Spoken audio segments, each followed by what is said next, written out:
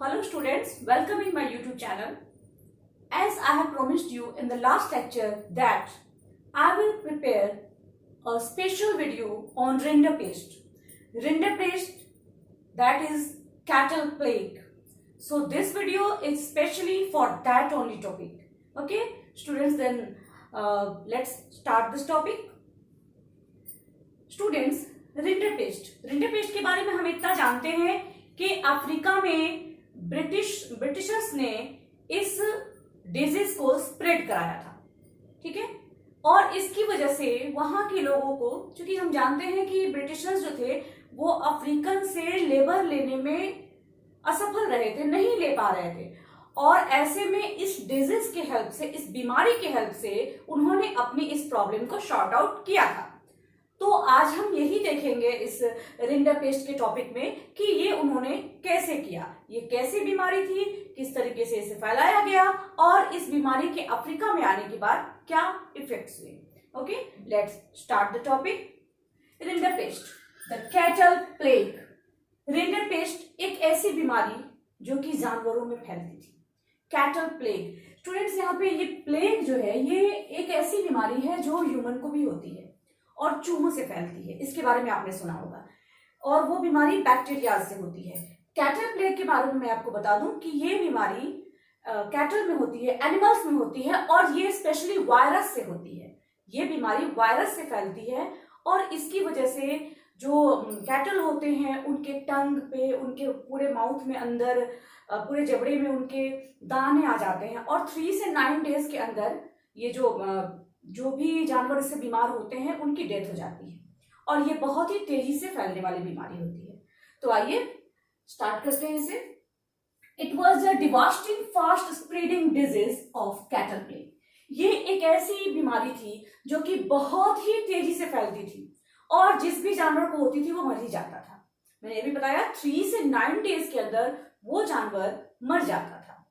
अगर वो milk giving animal है तो वो जो मिल्क प्रोड्यूस करता था उसमें भी कमी आ जाती थी, है ना। It arrived in Africa in the late 1880s। ये बीमारी अफ्रीका में 1880s के लास्ट में आई। अब 1880s के लास्ट का मतलब हुआ, अब पहले समझिए कि 1880s का मतलब क्या हुआ, यानी 1880 से 1889 तक, ठीक है। ये है 1880s।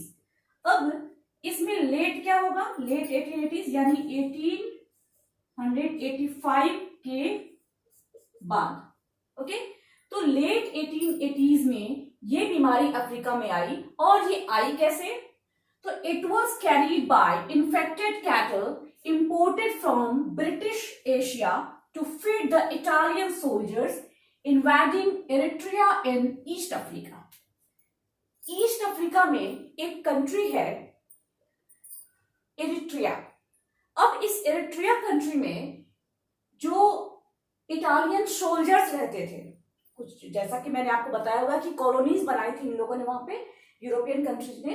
तो यहाँ जो इनके सोल्जर्स थे उनके खाने पीने का सामान जो आता था, इसमें ब्रिटिश एशिया से, यानी ब्रिटेन की तरफ से जो एशिया पर कब्जा किया गया था उस हिस्से से कैटल्स को इंपोर्ट किया गया।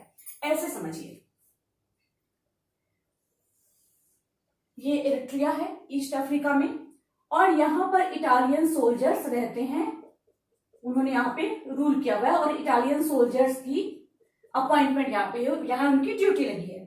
इनके खाने पीने के लिए चूंकि सोल्जर्स के लिए नॉन वेज वगैरह की व्यवस्था रहती थी, तो इनके खाने पीने के लिए जो एशिया का वो पार्ट है जहां पर ब्रिटेन का शासन था, जैसे कि इंडिया वगैरह, तो यहां से ये लोग कैटल भेजते थे, यानी जानवरों को भेजते थे, ताकि इन लोगों को मीट वगैरह की प्रॉब्लम न हो।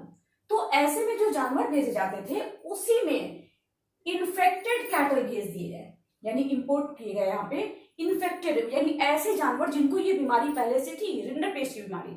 और इस वजह से जो अफ्रीका का जो कैटल था, जो लाइफ स्टॉक था, वो बुरी तरह से इन्फेक्टेड हुआ और बहुत बुरा असर पड़ा, ठीक है। तो ये था रिंडरपेस्ट कैसे आया। अब देखते हैं इसके आने के बाद असर क्या पड़ा। तो its effects were people in Africa lost their livelihood. सबसे पहली बात तो ये कि अफ्रीका के लोगों का जो लिवलीहुड था, उनकी जो जीविका थी, उनका जो पैसे कमाने का जो तरीका था वो खत्म हो गया। क्यों खत्म हो गया? क्योंकि आपको मैंने पहले भी बताया है कि अफ्रीका में लैंड रिसोर्सेज और कैटल बहुत ज्यादा थे। लैंड रिसोर्सेज पे भी वो लोग एग्रीकल्चर करते थे, इसके लिए भी उन्हें जानवरों की जरूरत पड़ती थी और जानवरों को ये बीमारी होने लगी। इसकी वजह से उनका जो लिवलीहुड करने का जो भी तरीका था, चाहे वो एनिमल हस्बेंड्री हो, चाहे वो एग्रीकल्चर हो, ये बिल्कुल ही बंद हो गया। Rinderpest kill 90% of the African livestock means cattle. Rinderpest की वजह से अफ्रीका के लगभग 90% जानवर जो थे, लाइवस्टॉक जो था, वो खत्म हो गया। तो सोचिए कितना बड़ा लॉस हुआ अफ्रीका के लिए। And Africans were forced to work for wages in the plantations and mines. और अफ्रीकन्स को, अब चूंकि अफ्रीकन्स के पास लिवलीहुड कमाने का कोई उपाय नहीं था, कोई जरिया नहीं था, और यही तो चाहते थे जो कॉलोनियल कंट्रीज थे, जो कि यूरोपियन कंट्रीज थे, और इसीलिए तो उन्होंने इस डिजीज को यहाँ स्प्रेड किया था। तो ऐसे में क्या हुआ कि अब अफ्रीकन्स को फोर्स किया जाने लगा, उन पे दबाव बनाया जाने लगा कि अब आप हमारे प्लांटेशंस और माइंस में वर्क कीजिए, क्योंकि ये अफ्रीकन पीपल जो थे, अफ्रीका के जो लोकल पीपल थे, वो तो चाहते ही नहीं थे कि वो किसी भी जगह पे वेजेस के लिए यानी सैलरी के लिए काम करें। ठीक है students, this was all about rinderpest and इसके बाद के लेक्चर में मैं आपके लिए लेके आ रही हूँ नेक्स्ट टॉपिक, तो बने रहिए हमारे साथ। Thank you.